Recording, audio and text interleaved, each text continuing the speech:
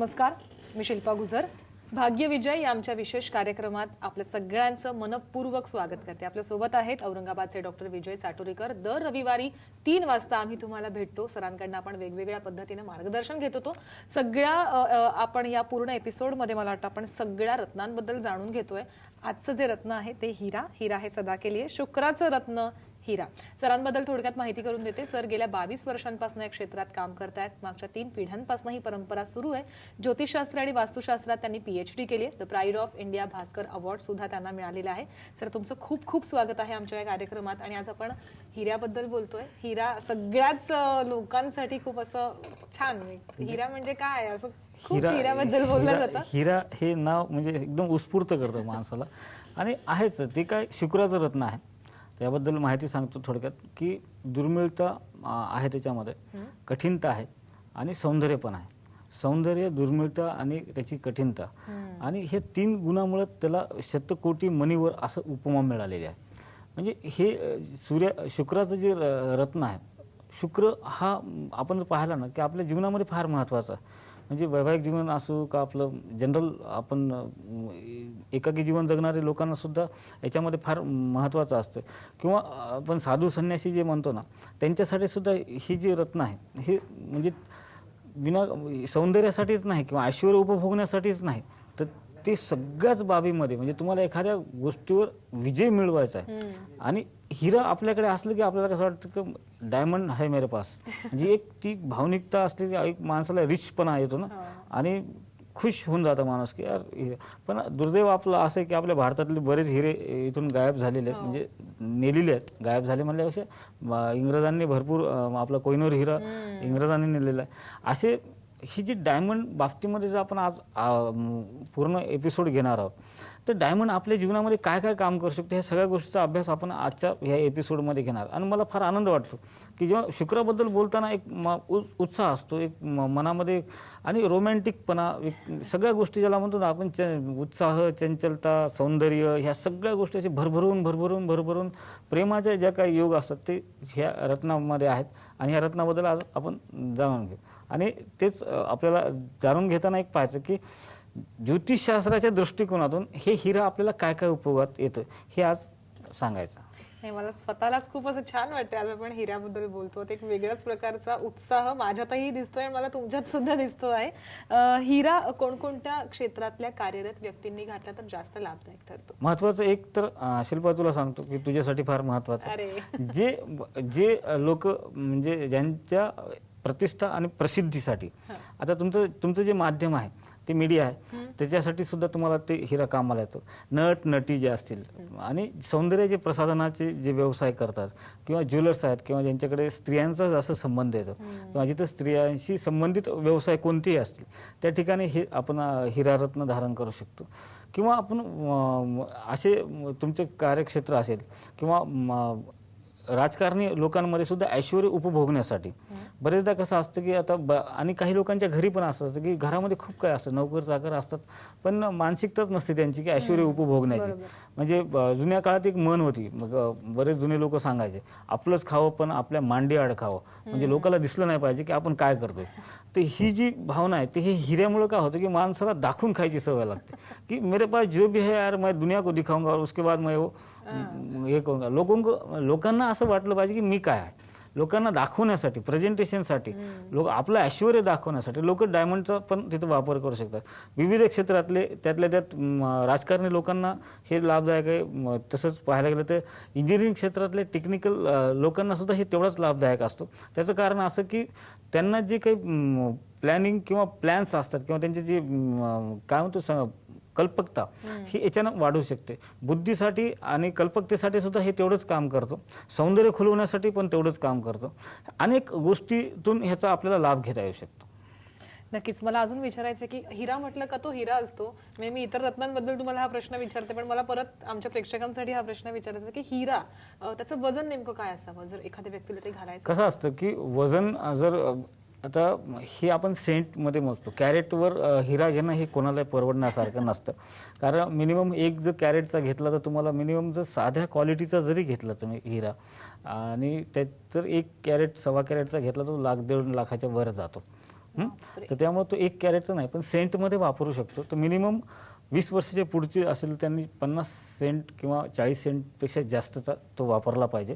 आणि बाकी तर तरुण मुलांना मी सहसा हिरा सांगत नाही, कारण का हिऱ्याचे जसे चांगले गुण आहेत तसे वाईट गुण पण असतात. की तरुण वयामध्ये रोमॅन्टिक होऊ नये त्यांनी, तेव्हा त्यांनी करिअरकडे लक्ष दिलं पाहिजे. विनाकारण हिरा घातला आणि तो एखाद्या प्रेमात पडला तर असं पण होऊ शकतं. त्यामुळे एज्युकेशनकडे किंवा करिअरकडे दुर्लक्ष होऊ शकतं. त्यामुळे तरुण मुलांना सहसा देत नाहीत. हां, विवाहित लोकांना मात्र आम्ही डायमंड सजेस्ट करतो, जेणेकरून त्यांचे कौटुंबिक जीवनामध्ये किंवा वैवाहिक जीवनामध्ये एक आनंद राहायला पाहिजे. त्यांना सगळे सुख एकमेकांपासून मिळाले पाहिजेत आणि तिथे त्यांना सुख समृद्धी प्राप्त झाली पाहिजे. आणि 40 सेंट किंवा 50 सेंटचा जर कसं असतं की जेव्हा आपण हिरा, आता मी हिरा दाखवतो, मी फार लहान आहे, हे 1.25 कॅरेटचा आहे, पण हे दाखवणं पण अवघड आहे. ओके, हे जो हिरा दिसतोय, दिसतोय, हा हिरा एकदम ओरिजिनल चांगल्या क्वालिटीचा आहे. असा जर हिरा आपण 1 कॅरेटचा घ्यायला गेलं तर हा मिनिमम 7 ते 8 लाख रुपयापर्यंत जातो. तर आपण हे तर आता जे दाखवलं हिरा तो जेवढा कॉस्टली आहे तेवढा तर प्रत्येकजण नाही, त्याच्यापेक्षा कमी हलक्या क्वालिटीचे पण असतात, पण त्याची पण किंमत लाखामध्ये जाऊ शकते. पण त्यातल्या त्यात आपण सेंटमध्ये धारण केले, जर 40 सेंटचा आपण एकच हिरा जर धारण केला तर तो सुद्धा आपल्याला महाग पडू शकतो. कारण जेव्हा आपण एक 1 पीस 40 सेंट किंवा 50 सेंटचा 1 पीस घेतो तेव्हा त्याची किंमत आपल्याला जवळपास नाही म्हणलं तरी त्या लाखाप्रमाणे किंवा 3,000 रुपये सेंट किंवा 2,000 रुपये सेंट प्रमाणे द्यावं लागते. पण त्यामध्ये आपण जर लहान घेतले, समजा 5-5 सेंटचे 8 घेतले तर ते आपल्याला कमीमध्ये पडतात, कारण त्याची किंमत जी असते ती कमी असते.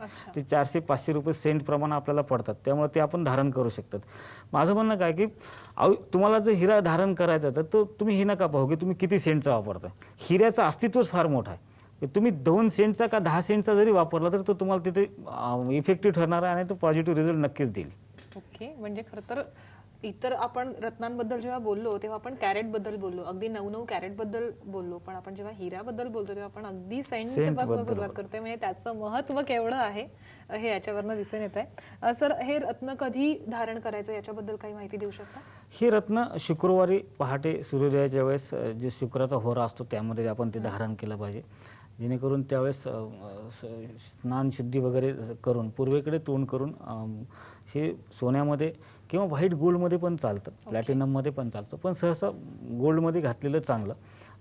ते घातल्यानंतर पूर्वेकडे तोंड करून ते रत्न धारण करायचं, जेणेकरून त्या दिवशी अमावस्या किंवा अशुभ दिवस नसला पाहिजे अशा मुहूर्तावर आपण ते धारण करायचं. आणि ते उजव्या हाताच्या करंगळीच्या बाजूच्या बोटामध्ये धारण करायचं किंवा करंगळीमध्ये धारण केलं तरी चालतं. बऱ्याच जणांचं त्याच्यामध्ये मत असं की ते बुधाच्या बोटामध्ये पण चालतं आणि शुक्राच्या बोटामध्ये पण चालतं. दोन्ही बोटामध्ये ते आपण रत्न धारण करू शकतो.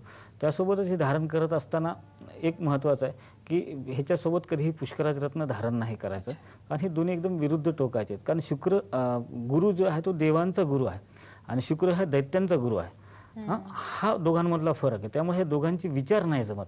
त्यामुळे अशा वेळेस मग माणूस कन्फ्युजनमध्ये होऊ शकतो किंवा त्याचे काम व्यवस्थित नाही होणार. ह्या गोष्टीची दक्षता घेणं फार गरजेचं आहे. आणि निश्चितच शुक्रवारी पहाटे सूर्योदयाच्या वेळेस शुक्राचं रत्न जर आपण धारण केलं तर आपल्याला खूप लाभ होतो.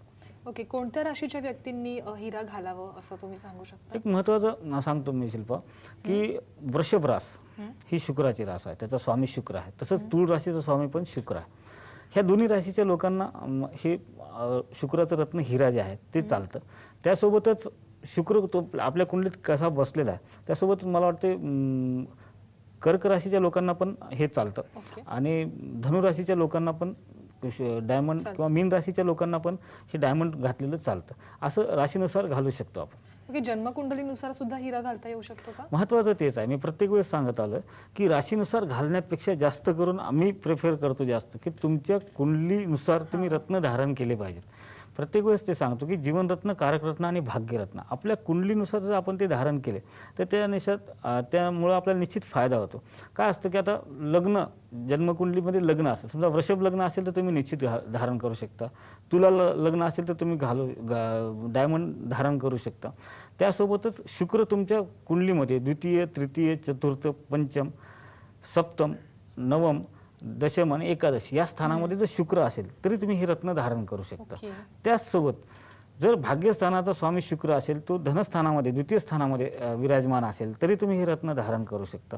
त्यासोबतच तुमच्या सप्तम स्थानाचा स्वामी शुक्र असेल आणि शुक्र तुमच्या चतुर्थ स्थानात बसलेला असेल, तरी तुम्ही हे रत्न धारण करू शकता. पंचम स्थानामध्ये शुक्र स्वामी असेल आणि तो सप्तमात असेल, तरी तुम्ही हे रत्न धारण करू शकता. असं कुंडलीनुसार सुद्धा आपण रत्न धारण करू शकता. महत्त्वाचं काय याच्यामध्ये की डायमंड एकतर घेणं अवघड आहे, त्यामुळे ते सजेस्ट करणाऱ्याला फार वाटतं की आपण हे सजेस्ट केलं तर हे समोरचा माणूस करेल का नाही. पण मला वाटतं मी आता जसं सांगितलं की तुम्ही 2 सेंटचं का असणार, त्याचं अस्तित्वच फार मोठं आहे की तुम्ही 2 सेंटचा 4 सेंटचा किंवा 10 सेंटचा जरी तुम्ही धारण केला तरी त्याचा इफेक्ट चांगला येतो. बरेचदा घरामध्ये सुद्धा आपल्या कौटुंबिक याच्यामध्ये सुद्धा आपण ते आपल्या काही कामानुसार सुद्धा ही रत्न आपण धारण करू शकतो. कुंडलीनुसार तुमच्या कुंडलीमध्ये जर एखादा ग्रह अशुभ असेल आणि त्याचा शुक्राशी संबंध येत असेल, तरी आपण हे रत्न धारण करू शकतो. नक्कीच हिऱ्याबद्दल आणखी माहिती मला जाणून घ्यायची, पण एका छोट्याशा ब्रेकची वेळ झालेली आहे, तेव्हा तुम्ही कुठेही जाऊ नका, पाहत रहा भाग्य विजय.